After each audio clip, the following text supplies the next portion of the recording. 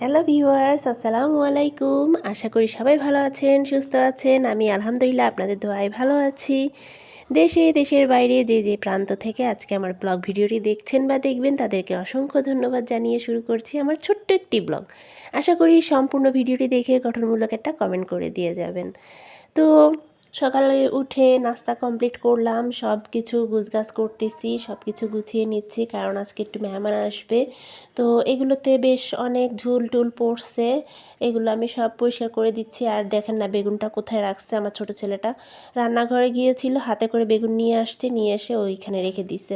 আর আমি তো সারা জায়গায় খুঁজতেছি, পরে দেখি যে ওখানে রেখে দিছে।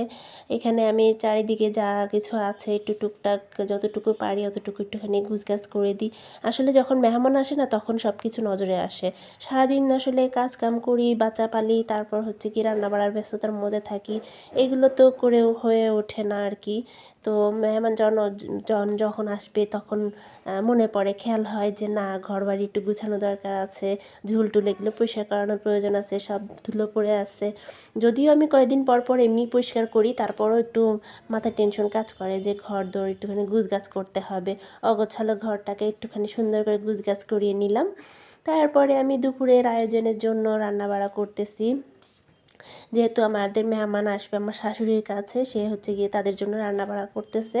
আর আমি এদিকে হচ্ছে গিয়ে মুরগির গিলা, কলিজা, মাথা এগুলো ছিল, মানে হাড় গরু ছিল এগুলো। তো এগুলো দিয়ে আমি আজকে একটু রান্না করব আলু দিয়ে।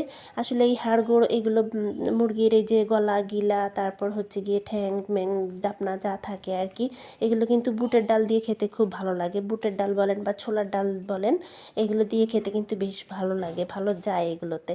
তো যাই হোক, আমার কাছে বুটের ডাল বা ছোলার ডাল কিছুই ছিল না, তো আর কি করার, আলু দিয়ে চালিয়ে নিবই আর কি। তো বাচ্চা দেখে তো খুব রাগ হয়ে গেছে, কিছু করার নাই এখন।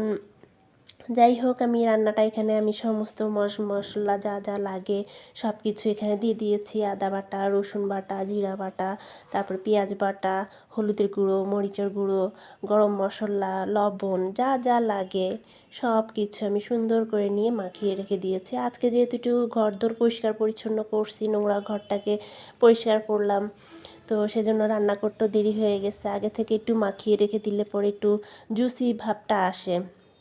আমি সবসময় একটু মাখিয়ে আগে রেখে দিই কিছুক্ষণ, বেশ কিছুক্ষণ, আধা ঘন্টা 1 ঘন্টার মতন রেখে দিই, তাহলে পরে সেই মাংসটা খেতে খুব মজা লাগে। তো যাই হোক, আমি এখানে সাথে সাথে মাখিয়ে এখানে পেঁয়াজটা ভাজা ভাজা দিলাম, তেলের মধ্যে ভাজা দিয়ে ওখানে দিয়ে দিলাম। আর আমার এখানে ছোট বাবা মানে দুষ্টামি করতেছে, খালি কোলে উঠবে। এদিকে ভাতও বসিয়ে দিয়েছি, এদিকে মাংসটাও বসিয়ে দিয়েছি, এখানে ভাতটা হচ্ছে, এদিকে মাংসটাও হচ্ছে।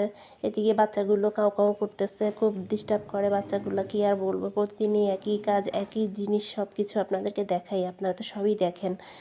তো এখন ভালো করে এটাকে কষিয়ে নেব। এর মধ্যে থেকে পানি বেরোইছে, এই যে দেখেন আমি একটু সব কিছু গুছগাছ করে নিয়েছি, কাঠ টাট সব কিছু গুছিয়ে নিলাম। এখানেও একটু ধুলো জমা ছিল, এটা আমার রুম, এটা আমার রুম, সেই রুমটা আমি পরিষ্কার করে নিলাম। আর এদিকটা একটু গুছগাছ করাই আছে, সব কিছু ঠিকঠাক আছে কিনা একটু এক নজর দেখে নিলাম। তারপরে উনি দাঁড়িয়ে আছে, সে হচ্ছে রান্নাবাড়া করবে, সে বারবার ঘ্যান ঘ্যান করতেছে আমাকে, খুন্তিটা দাও, আমি নাড়াচাড়া করব, আমি রান্নাবাড়া করব। যত বলি মানে গরম তেল বা গরম কিছু যদি হঠাৎ করে লেগে যায় তখন কি হবে, তো ভয়ও পাই এদিকে আর কি। ভালো করে কষিয়ে নিচ্ছি তেল ওঠা পর্যন্ত। দেখেন এরকম ভুনা ভুনা হলে পরে কতই না খেতে মজা লাগে, তাই না? তো যাই হোক, বাচ্চারা আছে যেহেতু আমি আলু দিব, এখানে ভালো করে কষিয়ে নেওয়ার জন্য পানি দিয়েছি। পানি দিয়ে ভালো করে এটাকে সিদ্ধ করে নিতে হবে, যেহেতু এটা কক মুরগি। তো কক মুরগি একটু সিদ্ধ হতে সময় নেয়, দেশি মুরগির মতন স্বাদ, দেশি মুরগির মতনই অনেকটা। তো বেশ শক্ত ছিল দেখে তো আমি একটুখানি ভালো করে কষিয়ে সিদ্ধ করে নিলাম। তারপরে হচ্ছে কি আমি আলুটা দিয়ে দিয়েছি, দিয়ে আমি একটু নাড়াচাড়া দিচ্ছি, ভালো করে একটু নেড়ে চেড়ে তারপর ঢাকনা চাপিয়ে দিব, তারপর অন্যান্য কাজে চলে যাব। এই যে ভালো করে কষানো হয়ে গেছে আমার প্রায়, এই যে দেখেন কত সুন্দর লাগতেছে, ভালো লাগতেছে দেখতে, খেতেও কিন্তু অসম্ভব মজার হয়েছিল। তারপর এদিকে দেখছি যে ভাতটা সিদ্ধ হয়েছে কি না। আজকে বেশি কিছু রান্না করব না, আজকে শুধু ভাজি আছে, তারপর হচ্ছে গিয়ে মাংসটা আছে, আর আর কিছু করব না। তো এদিকে হচ্ছে গিয়ে আমার বাচ্চারা খেলাধুলা করতেছে, ওই যে আমার আরেকটা বড় বাচ্চা সে নিচের তলা থেকে ঘুরে টুরে উপরে আসলো। আর ও তো সুন্দর মতন খেলাধুলো করতেছে, গাড়ি নিয়ে কতক্ষণ খেলে, তারপরে কিছুক্ষণ ভাইয়ের পিছে লাগে, ওর দুজনের পিছে কতক্ষণ লাগে, মারামারি কাটাকাটি এসব তো চলতেই থাকে। এরপরে কলিজা একটু ছিল রাখা, আলাদা করে দিয়েছি, অনেক সে পরে দিয়েছি কারণ গলে যাবে দেখে। তো এরপর ঢাকনাতে চাপা দিয়ে দিলাম। এই যে ফাইনালি আমার রান্না বাড়া শেষ, দুপুরে খাওয়া দাওয়া এখন চলবে। দুপুরে আমরা খাওয়া দাওয়া করবো, বেশি কিছু করিনি, ভাজি করেছি আর শুধু হচ্ছে গিয়ে মুরগিটা রান্না করেছি।